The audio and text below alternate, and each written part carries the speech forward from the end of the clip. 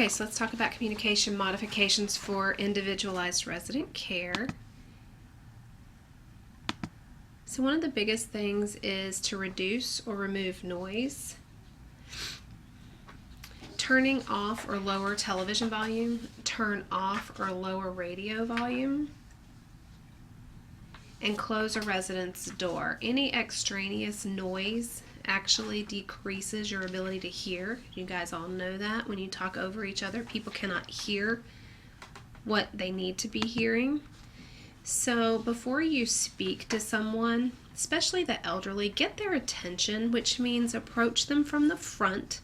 Don't talk to them from the side.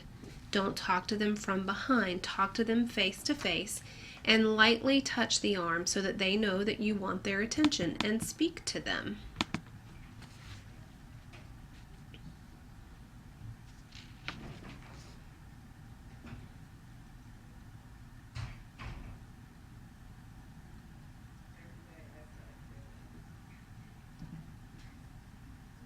Sorry, you guys. The big jump of the slides. So the other thing is face them at eye level when you speak. You should actually adjust to their level. So if they're sitting in a wheelchair, you need to get down on their level. If they're laying in the bed, actually sit in a chair, pull it up beside the bed. But never, ever, ever under any circumstances should you sit on a resident's bed.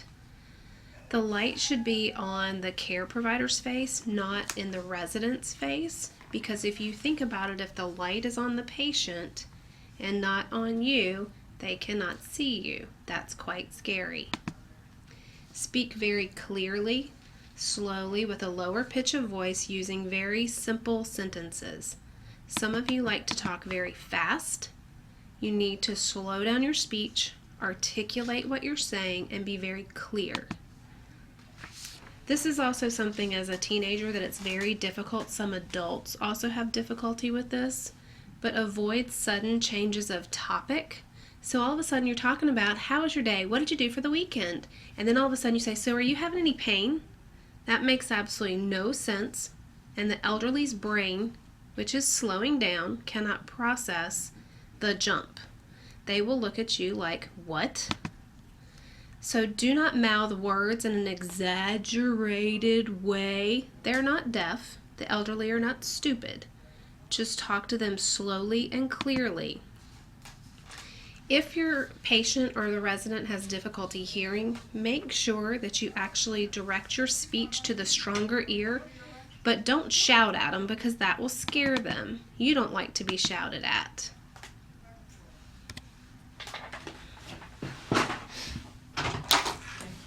Hi.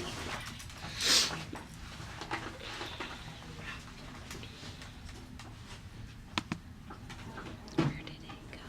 So you can use gestures to clarify your statements, like giving the OK sign. Don't be silly. Remember, your residents have broad ranges of education. You can give them the shh sign for being quiet, but be very cautious of the gestures that you use. And remember, you're quite a bit younger. They may not understand your gestures. You can also use pictures or a notepad. This is actually very, very helpful. So you can also use basic signing to help with someone who has difficulty with hearing, but realize that not everybody understands signing. Expect your residents to hear less if they're sick or they're tired, which you guys also hear less if you're sick or you're tired and do not feel well. Assist the residents in use and care of their hearing aids. You can actually go and look at these two websites.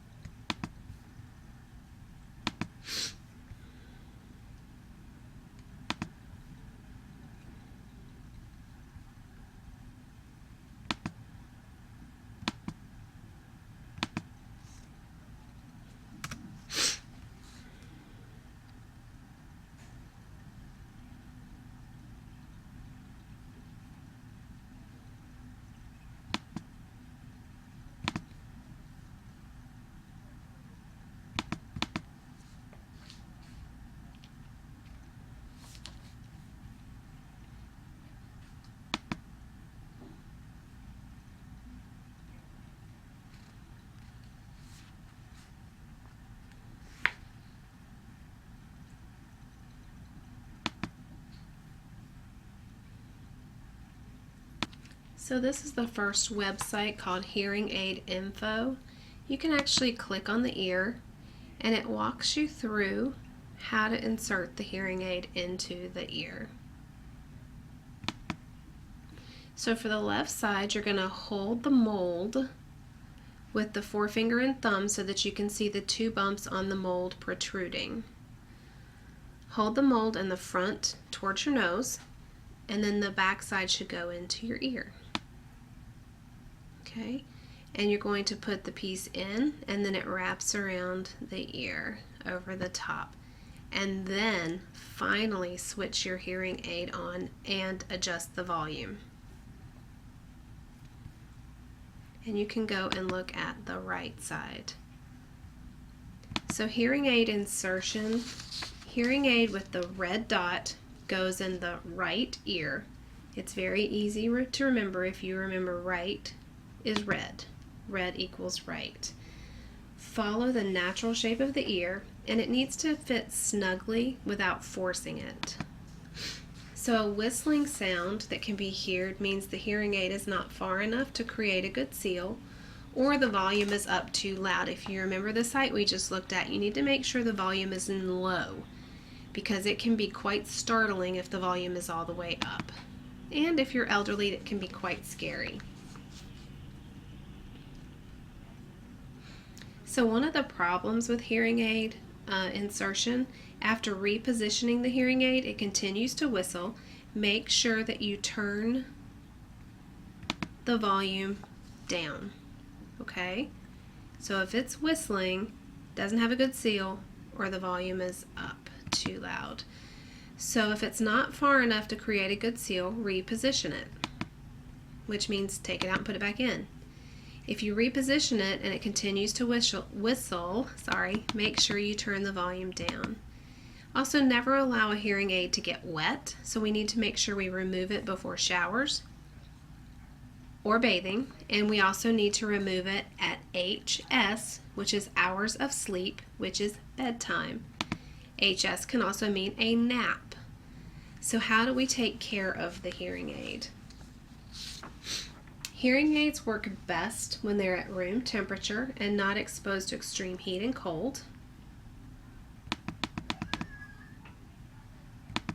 Never take a hearing aid apart to examine what's on the inside. It voids the warranty. Follow the manufacturer's directions for cleaning. You need to store it in its case when it's not being worn. If storing for an extended amount of time, ensure that you remove the battery because batteries can corrode. If the hearing aid is not in use, make sure we turn it off. And things to troubleshoot the hearing aid is be sure the hearing aid is on. If it's still not working, put in a fresh battery. Make sure tubing is not twisted or bent. That could actually be uncomfortable on the ear. Make sure the switch on the hearing aid is on M for microphone and not T for telephone.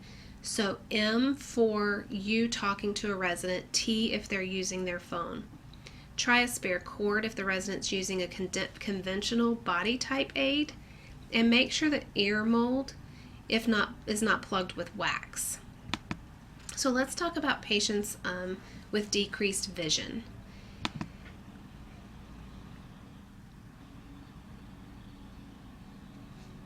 So we're going to encourage and assist our residents in putting on their glasses or even sunglasses. Sometimes glasses are prescription sunglasses, which you guys all know that.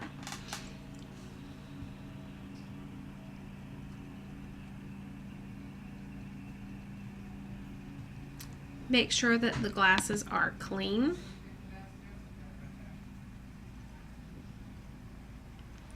So glass lenses are cleaned with gentle soap and water and with a soft tissue or cloth. Plastic lenses are cleaned with cleaning fluid and a cleaning cloth.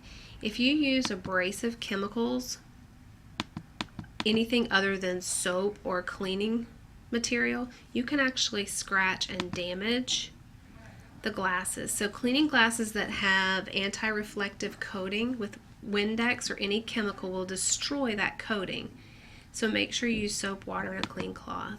Glasses need to be in good condition and fit well. If they don't, you need to let somebody know. When we put glasses on a resident, we're actually going to use both hands and avoid poking them in the eye or the ears with the side pieces. That can actually hurt and cause damage. Remember, our residents have frail skin typically. Remove eyeglasses when they're napping or bedtime. Store glasses in their case and place the case in a bedside drawer or the place where your resident will know where to get them. Lay glasses down with the side pieces and frame touching the furniture. Do not lay glasses down on the lenses. This can cause them to scratch. So, general guidelines to facilitate communicating with residents with decreased vision. Please, please, please make sure you knock on the door and identify yourself before you touch a resident. This could scare them and startle them. Let the resident know that you're leaving the room. This can be for hearing and it can also be for vision. Tell them what you're going to do when you care for them. There's nothing worse than somebody grabbing you and putting a wet washcloth on you to bathe you and you don't know it's coming. Make sure that you provide specific instructions such as I'm on your right or I'm in front of you. Don't talk to other residents or staff without telling the resident whom you're talking to. It's very easy when we go to care for our residents to have conversations about what we're going to do this weekend with our partner. The resident gets very confused. They do not know if you're talking to them or not. Make sure you check lighting so that it's not glaring in the eyes of a resident. We don't like lights shining on your mouth. We want the light shining on you. And tell the resident if the light is going to be on or off. When entering a room with a resident, describe locations of objects in relationship to the face of a clock. So, for example, the recliner chair is at the 4 o'clock position. The couch is at the 7 to 8 o'clock position. We all know the dial of a clock. We will spend some time on this in class.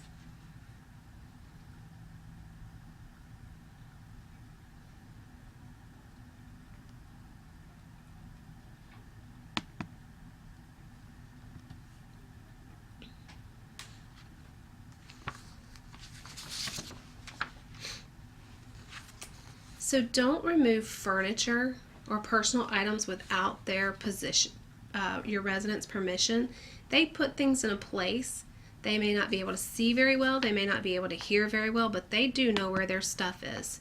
If you use something or move something, put it back where you found it.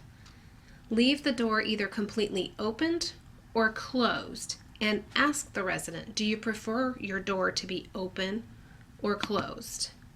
Make sure that you offer large print reading materials. Research has actually shown that reading engages the synapses in the brain and helps to prolong our residents' abilities. So we need to make sure that there's large clocks that chime, and radios that keep track of time. We can also offer books on CDs or tapes. It's okay to use descriptive words like see, watch, look in everyday conversation, unless the resident says something like, I'm blind. So if someone's blind and you say, see this, that's pretty offensive. So if you come across a resident that happens to have a guide dog, please don't feed them, play with them, or try to distract them. They are working animals.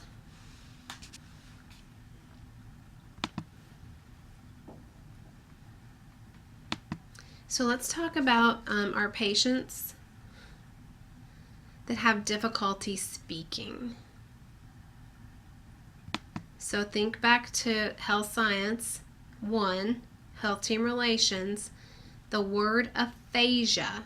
It's the medical word that means defective language function. So our patients and residents who have difficulty speaking, we're going to encourage to use hand to point objects out. Use communication boards or cards. Ask yes and no questions. Those are very simple. Would you like a glass of water? Yes or no. Shake your head for yes, which is up and down, we all know, and side to side for no, or blink once for yes blink twice for no. You have to be paying attention. Repeat what you heard to ensure that you understood them. So if you say blink twice for a glass of water and your resident blinks twice, say, I'm asking to clarify, would you like a glass of water? They will blink again.